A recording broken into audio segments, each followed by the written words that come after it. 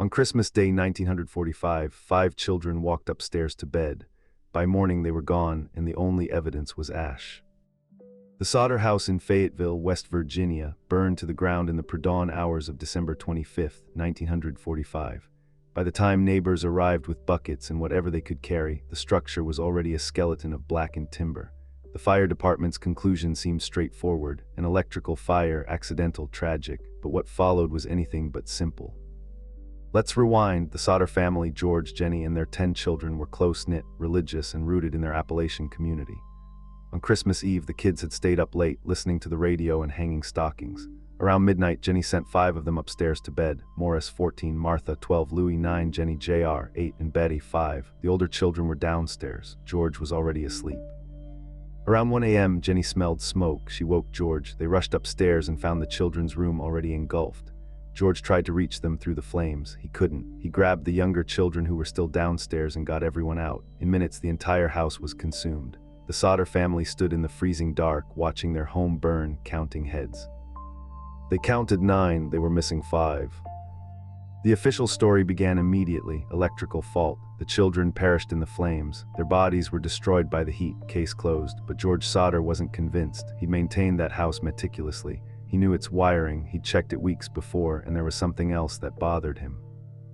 The night before the fire, a man had called the house. He spoke with an accent, foreign, possibly Italian. He said something cryptic about the house burning down and the whole family dying. George dismissed it as a prank. Now he wondered if it was a threat. Days later, he learned something else. A truck had been seen near the property that night. The driver had thrown something at the house. George pushed for answers. He hired a private investigator. He dug into the rubble himself, and he found something the fire department had missed or overlooked. There were no remains, no bones, no teeth, nothing. In a fire hot enough to consume an entire house, human remains should have survived as ash, as charred fragments, but there was nothing. This is where the official narrative begins to crack. Cremation, actual cremation, requires sustained temperatures above 400 degrees Fahrenheit for hours. A house fire burns much cooler and far more briefly. Dental work, bone fragments, partial remains almost always survive. The absence of any human remains was unusual, suspicious even.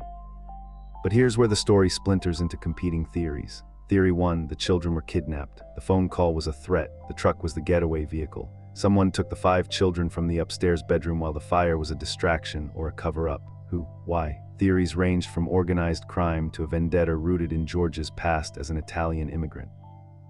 Theory 2, the fire was deliberate arson, not electrical. Someone set it intentionally. The children died in the blaze or were removed during the chaos. But why would anyone do that? George had enemies, or so whispers suggested. The alternative was even darker. What if someone in the family was involved?